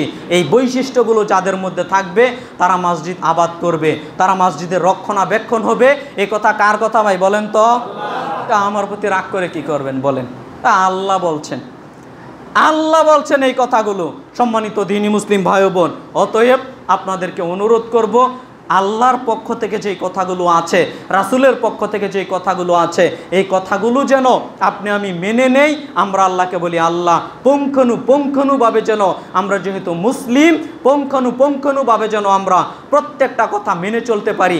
আল্লাহ তুমি আমাদের সেই তৌফিক দান করো, আল্লাহুম্মা আমিন। মনে রাখবেন, মসজিদ কমিটির মর্যাদাও আবার ভিন্ন। এই কথাটা বলে আমি খুতবা শেষ করে দিচ্ছি। মসজিদ কমিটির মর্যাদাটাও আবার ভিন্ন। কি মর্যাদা? আবু হুরায়রা রাদিয়াল্লাহু তাআলা আনহু বলেন, রাসূল সাল্লাল্লাহু আলাইহি ওয়াসাল্লাম বলেছেন, সাবাতুন ইযিল্লুহুমুল্লাহু ফি যিল্লিহি ইয়াওমা লা যিল্লা ইল্লা যিল্লুহু। বিচারের কাঠগড়াতে 7 শ্রেণীর লোক আল্লাহর আরশের নিচে স্থান পাবে। তার 1 নম্বরে রাসূল সাল্লাল্লাহু আলাইহি ওয়াসাল্লাম বলেন, ইমামুন আদিলুন, ন্যায়পরায়ণ নেতা, ন্যায়পরায়ণ শাসক আল্লাহর আরশের নিচে স্থান পাবে। বলি সুবহানাল্লাহ। ন্যায়পরায়ণ শাসক দেশের নেতা হতে পারে, এমপি মন্ত্রী তারা হতে পারে, মসজিদের যিনি দায়িত্বশীল, মসজিদ কমিটি যারা আছেন তারা, মসজিদ লিডার যারা আছেন, সমাজের নেতা যারা আছেন, তারা যদি সত্যই হকভাবে দায়িত্ব পালন করে, ন্যায় নীতির সাথে দায়িত্ব পালন করে, তাহলে বিচারের কাঠগড়াতে আল্লাহর আরশের নিচে স্থান পাবে 7 প্রকারের লোক। তাদের প্রথমেই আল্লাহ সুবহানাহু ওয়া তাআলা ন্যায়পরায়ণ নেতা, ন্যায়পরায়ণ শাসকের কথা বললেন। বলি সুবহানাল্লাহ। মসজিদ যারা আবাদ করে, মসজিদের যারা রক্ষণাবেক্ষণ করে, তাদের বিশাল মর্যাদা। কিয়ামতের মাঠে আল্লাহ সুবহানাহু ওয়া তাআলা বলবেন, আইনা জিরানি, আইনা জিরানি, হে আমার প্রতিবেশীরা তোমরা কোথায়, হে আমার প্রতিবেশীরা তোমরা কোথায়। তো ফেরেশতা মণ্ডলীরা অবাক হয়ে যাবে, হে আমাদের রব, হে আমাদের সৃষ্টিকর্তা, হে আমাদের প্রতিপালক, আপনার প্রতিবেশী কেউ কি হতে পারে? আপনার প্রতিবেশী কে? আপনার প্রতিবেশী কেউ কি হতে পারে? তখন আল্লাহ সুবহানাহু ওয়া তাআলা বলবেন, যারা আমার মসজিদ আবাদ করেছে, যারা আমার মসজিদে গিয়ে সালাত আদায় করেছে, মসজিদ রক্ষণাবেক্ষণ করেছে, তারা হচ্ছে আমার প্রতিবেশী। অতএব সম্মানিত দ্বীনি মুসলিম ভাই বোন, দেখেন মর্যাদাটাও আবার ভিন্ন। আপনাদের আমি বলতে যাচ্ছিলাম, মসজিদ কমিটি যারা আছেন, আমরা অনুরোধ জানাবো, মসজিদের দায়িত্বগুলো যথাযথভাবে ন্যায় নিষ্ঠার সহিত, ইখলাসের সহিত পালন করার চেষ্টা করবেন, তাহলে এই মর্যাদাটাও আপনি আমি পেয়ে যাব। আল্লাহ সুবহানাহু ওয়া তাআলা আপনাদের আমাদের সবাইকে হক জেনে বুঝে আমল করার তৌফিক দান করুক। আল্লাহুম্মা আমিন। আল্লাহুম্মা সাল্লি আলাইহি, আল্লাহুম্মা বারিক আলাইহি।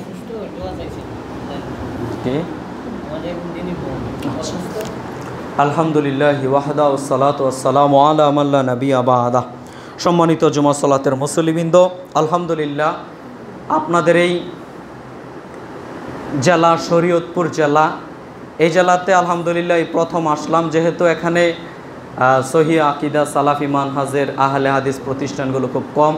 তো আলহামদুলিল্লাহ যে ভাইদের মাধ্যমে আসলাম, আমরা সবার জন্য দোয়া করি, আল্লাহ সুবহানাহু ওয়া তাআলা সবাইকে উত্তম যাজা প্রতিদান দান করুক। সবাই বলি আল্লাহুম্মা আমিন। আল্লাহ তুমি বড় দয়াবান, তুমি বড় রহমান। আমাদের একজন দ্বীনি বোন অসুস্থ, দোয়া চেয়েছেন, আমরা দোয়া করি আল্লাহ সুবহানাহু ওয়া তাআলা তিনিকে যেন দ্রুত সুস্থতা দান করে। সবাই বলি আল্লাহুম্মা আমিন। আল্লাহ তুমি বড় দয়াবান, তুমি বড় রহমান, তুমি দয়া করে আমরা যে কথাগুলো বললাম, আমি সহ আমরা সবাই যেন আমল করতে পারি, আল্লাহ তুমি সেই তৌফিক দান করো। আল্লাহুম্মা আমিন। আল্লাহ তুমি বড় দয়াবান, তুমি বড় রহমান, আমরা যেন প্রত্যেকটা মানুষ দৈনিক 5 ওয়াক্ত সালাত আদায় করতে পারি, আল্লাহ তুমি আমাদের সেই তৌফিক দান করো। আল্লাহুম্মা আমিন। এরপরে আপনাদেরকে উদ্দেশ্য করে আমার 2-1টা কথা বলে আমি শেষ করছি। সেটা হলো, এই সমাজে আপনাদের দাওয়াতি কাজ বেশি করতে হবে। আপনারা যদি দাওয়াতি কাজ বেশি না করেন তাহলে কেমনে হবে বলেন? আপনাদের দাওয়াতি কাজ বেশি করতে হবে। মসজিদে মুসল্লি আসে না কেন, এগুলোর খোঁজখবর আপনাদের নিতে হবে। আরও দিনই ভাই বিপথে চলে যাচ্ছে, তাদেরকে দাওয়াত দিতে হবে, বুঝাতে হবে। আপনি যদি বোঝান, আপনি যদি দাওয়াত দেন, তাহলে ভাই সফল আপনি হবেন ইনশাল্লাহ। সফল আপনি হবেন দুনিয়াতে, পরকালে এক সময় হবেন। পরকালের সফলতা তো নিশ্চিত পেয়ে যাবেন, দুনিয়াতেও আপনি সফল হবেন। আপনি যদি ভাই দিন রাত পরিশ্রম করে একজন মানুষকে দাওয়াত দিতে থাকেন, ওকে একজন মানুষও হেদায়েত পাবে না? পাবে ভাই, পাবে। অতএব সম্মানিত দ্বীনি মুসলিম ভাই বোন, একজন করে দাওয়াত দিবেন, বলবেন বন্ধু আজ থেকে তোকে সলাত আদায় করতে হবে, 5 ওয়াক্ত সলাত। বলতে থাকেন না, 1 দিন 2 দিন 3 দিন 5 দিন 10 দিন বলতে থাকেন, বলতে দেখবেন এক সময় সলাত আদায় করবে। অতএব এই দাওয়াতি কাজগুলো বেশি থেকে বেশি পরিমাণে করবেন। আল্লাহ সুবহানাহু ওয়া তাআলা আমাদের সবাইকে সেই তৌফিক দান করুক, আল্লাহুম্মা আমিন। এবং আপনাদেরকে একটা অনুরোধ করব, আপনারা যখন মসজিদে আসবেন, বিশেষভাবে জুম্মার দিন আপনারা 2 4 5 10 টাকা 50 টাকা 100 টাকা সাথে নিয়ে আসার চেষ্টা করবেন।